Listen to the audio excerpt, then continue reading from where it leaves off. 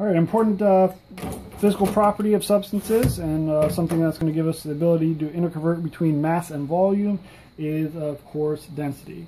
And density is the ratio of a substance's mass to volume. And it is often abbreviated lowercase d. And so our equation for density would simply be density equals mass over volume. And that will, of course, give us units of mass per volume. The units for that value depend exactly on what you're going to measure mass and what you measure volume. For solids, the density is often reported in grams per centimeter cubed. For liquids, the units are often reported as grams per milliliter. And then for gases, the units are usually reported to as grams per liter. And that's, of course, because gases take up a lot more room than liquids or solid. Don't let this confuse you any means. Centimeter cubed and milliliter are actually the same thing. It's just solids are often reported to in centimeter cubed just by convention. But the definition of a milliliter is sort of the volume occupied by 1 centimeter by 1 centimeter cubed. Density, of course, gives us information about buoyancy. So if we had a beaker of water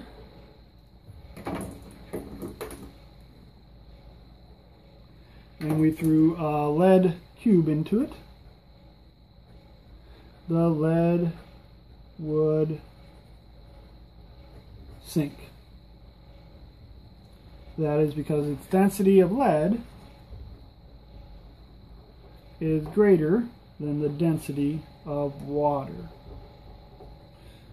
and therefore it sinks. We also know that if we threw in an ice cube,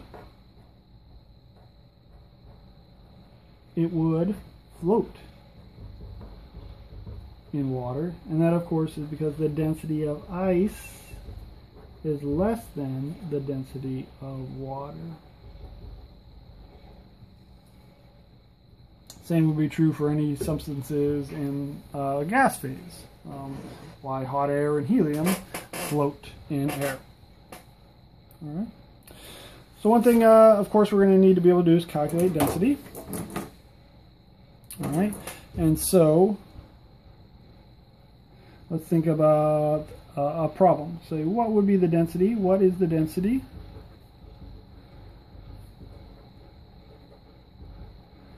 of a metal with a mass of 35.236 grams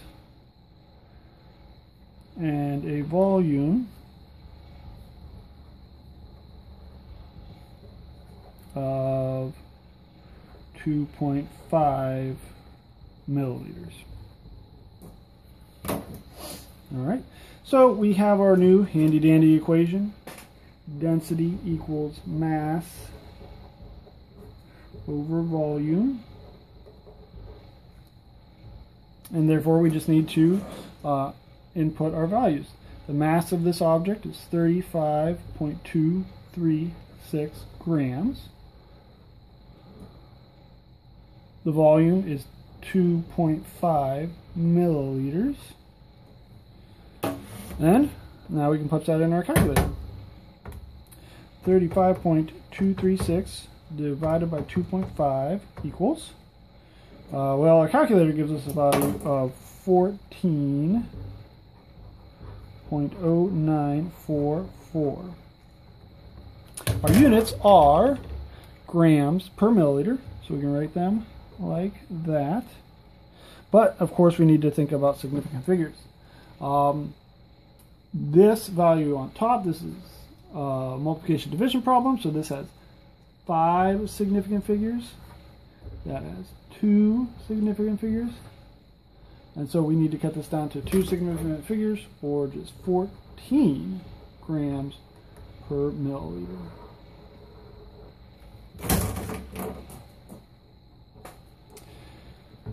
Right, in addition to giving us information about buoyancy, density is also very useful for converting in between mass and volume. So I can convert in between from mass to volume using density as a conversion factor. And of course I can go backwards. I can convert volume into mass. So it turns out the density of water is equal to 1.00 grams per milliliter. And so that if I know the mass of a sample of water, I can figure out how many milliliters I have, or if I know the volume, I can of course convert to mass. One way to think about how I'm going to use this as a conversion factor is this 1.00 grams per milliliter is a relationship.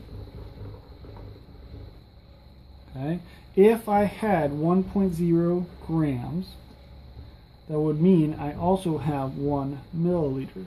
They are equal to each other. And so, therefore, if I have an equality, I know that I can always write 1.02 conversion factors, 1.00 grams over 1 milliliter, or 1 milliliter over 1.00 grams. So if I want to convert from grams to milliliters, I want to use the conversion factor with grams on the bottom. And if I want to convert from milliliters to grams, I would have to use the other conversion factor. Grams on top, milliliters on bottom, so that it cancels out. Anytime we have a relationship of something per something, we can always put that into an equality because they mean the same thing. All right, so let's take a look at this problem and use density as a conversion factor. Okay? So what is the mass in grams of 1 pint of blood? We're going to need a couple conversion factors here. One, the density of blood is on average 1.06 grams per milliliter, and there are 473.176 milliliters in 1 pint. All right, so let's think about this. I know that my final units should be grams. That's what I want to figure out, the mass of this pint of blood in grams. So I'm going to write that down. Figuring out which item I want to start with. Do I want to start with 1.606 grams per milliliter or 473.176 milliliters? Actually, I want to start with 1 pint. I want to convert pint of blood into grams. These values I'm actually going to use as conversion factor. All right, so let's make this a little bit more accurate. Instead of 1, let's say 1.0 pints of blood, so that we can think about significant figures a little bit. So we got 1.0 pints. All right, and so I don't have a conversion factor from pints to grams. So what I'm going to have to do is come up with a couple of conversion factors. This is a unit of volume. That's a unit of mass. Anytime I go from volume to mass or vice versa, I know I'm going to need my density. So the density is given in grams per milliliter. And so if I have pints, one thing for certain, I'm going to have to go eventually to milliliter. And then of course, very conveniently, is the conversion factor or the equality for milliliters to pints. So first I'm going to convert pints to milliliters using the equality given, and then milliliters to grams using the density. All right. So my equality for pints and milliliters is 473.176 milliliters is equal to 1 pint. All right, so if I build a conversion factor from that equality, I know that I'm going to want 1 pint on the bottom, so that my pint cancels out. And then 473.176 milliliters on top, and I've done my first conversion factor. Now, my density. My density is 1.06 grams per milliliter, or if I want to think about this as a conversion factor, if I had 1.06 grams of blood, I would also have 1 milliliter. That is an equality, and of course I can write out 2 conversion factors for that. 1.06 grams over 1 milliliter, or 1 milliliter over 1.06 grams. I want to convert milliliters into grams, milliliters and grams using density, so I'm going to want the conversion factor with milliliters on the bottom, grams on top. And so 1 times 1.06 grams per 1 milliliter. Milliliters cancel out. Before I put this in my calculation, one thing that I just want to make sure, when I set up this equality in conversion factor, the value 1.06 always stays with the grams. If I put grams on bottom, that 1.06 grams needs to stay with. So the 1.06 flips with the grams. All right, having said that, let's throw this into our calculator. And so I've got 1 times 473.176 times 1.06. That gives me a value of 501.56656. That's a lot of significant figures. I don't have nearly that many. And so I do have this as 2 sig figs. This is 6 significant figures. Densities are measured values, so they do have significant figures. They're not exact. And so I'm going to have to cut this down to 2 significant figures, which this will be fun with this. So everything, that 1 included, needs to go. So that would be 500 grams. That's actually very difficult to put in with 2 significant figures, so I've got to go to scientific notation. So it's going to be 5.0 times 10 to the second grams with 2 significant figures.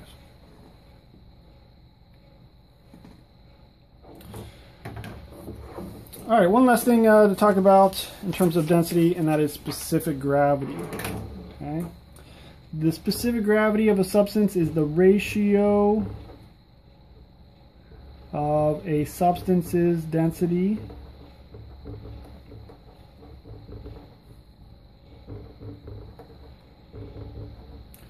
to a reference substance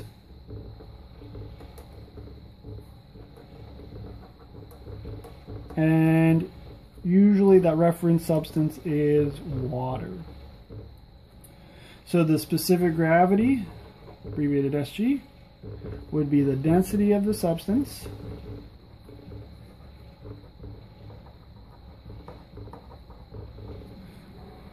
over the density of water. And previously, we learned that the standard density of water is 1.00 grams per milliliter. Okay, we'll see what this does to the value by taking a look at an example. All right, so what is the specific gravity of ethanol, also known as ethyl alcohol, if the density of ethanol is 0.789 grams per milliliter? Okay, so to calculate the specific gravity, we're going to take the density of ethanol and divide it by the density of water. The density of ethanol was 0.789 grams per milliliter. And then the density of water is 1.00 grams per milliliter. And you can see what this really does to these values. The units of grams per milliliter cancel, and so specific gravity really doesn't do anything to the value of the numerical value of the substance, of the density. It just removes the units. And so that's why it's sometimes convenient. So specific gravity is unitless. No units to report.